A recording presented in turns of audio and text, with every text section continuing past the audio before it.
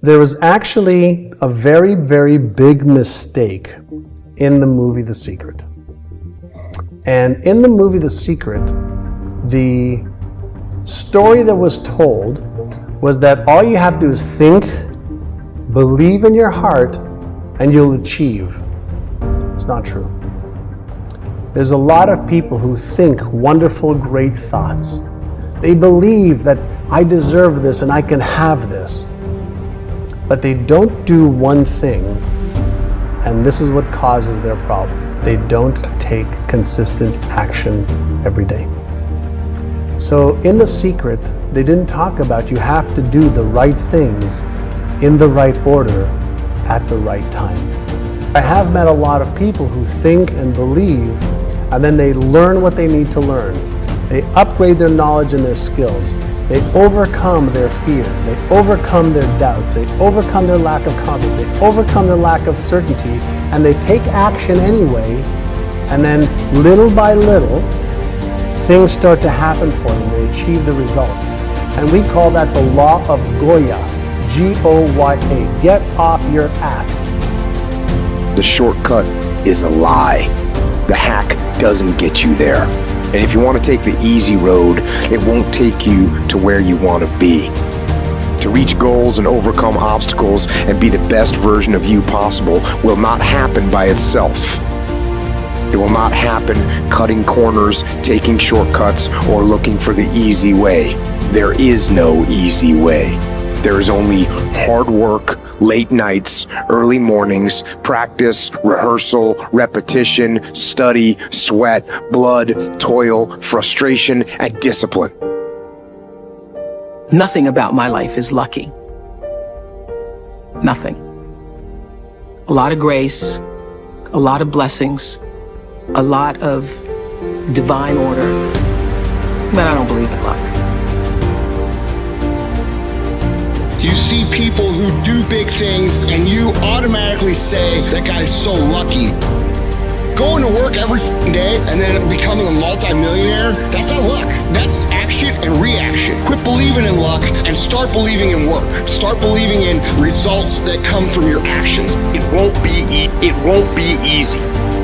It will demand everything you've got to give, but you can do it. If you want to take the easy road, I promise you it's longer and more painful than the hard road. Choose the hard path. The path of responsibility, hard work, and sacrifice. The path of discipline, humility, and ownership. That ultimately leads to freedom. Make discipline part of your daily life, and your daily life will get better. If you follow these principles, then nothing in the world will stop you.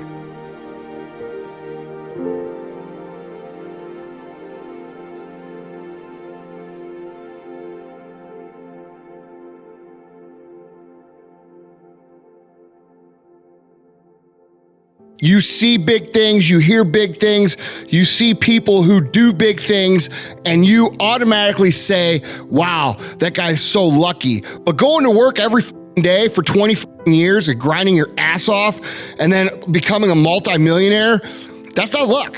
That's action and result. That's action and reaction. That's not luck. You weren't there pointing at this dude who has the life that you want. You weren't pointing out how lucky he was when he couldn't pay his bills. You weren't pointing out how lucky he was when he got evicted from his house trying to build this business. How about when he made less than what you made for the first 15 years, holding on to his dream? You weren't there saying he was lucky. How about at night when he's crying to his wife about how stressed he is and how hard his life is and how he's going to be homeless if he doesn't pick up the results at work? You weren't there saying, oh, he's lucky. You weren't there when he couldn't take a solid for 5 years saying, oh man, that dude's really lucky, or when his girlfriend left because he's a loser. Or how about when he's working at 2 a.m.? Or how about when he's working on weekends and holidays when you're out celebrating with your family? Where were you? You weren't saying he's lucky, okay? You don't know what lucky is because you don't know the story. So quit using the word luck and start using the word fortunate. It's going to do you a favor. It's going to do you a service in how you think about results. And it's going to make you sound like not such an asshole, because there's nothing more insulting to somebody who grinded their ass off than when someone says he got lucky or you're so lucky. Quit using the word luck. Quit believing in luck, because it doesn't exist in terms of action and reaction, and start believing in work. Start believing in fortunate. Start believing in results that come from your actions. And when you do that and you wholeheartedly believe it, guess what? That's what starts to happen. Any dominating desire, plan, or purpose which is backed by that state of mind known as faith is taken over by the subconscious section of the mind and acted upon immediately. I don't know for sure, ladies and gentlemen, but I suspect that there's a relatively small number of people in the world at any one time who understand the principle of faith, who really understand it and know how to apply. And even if you do understand it, if you don't back it up with action and make it a part of your habit life, you might just as well not understand it. Because faith without deeds is dead. Faith without action is dead. Faith without absolute positive belief is dead. I don't know how you're going to get any results through believing unless you put some action back of that belief. And incidentally, if you tell your mind often enough that you have faith in anything, the time will come when your subconscious mind will accept that, even if you tell your mind often enough that you have faith in yourself.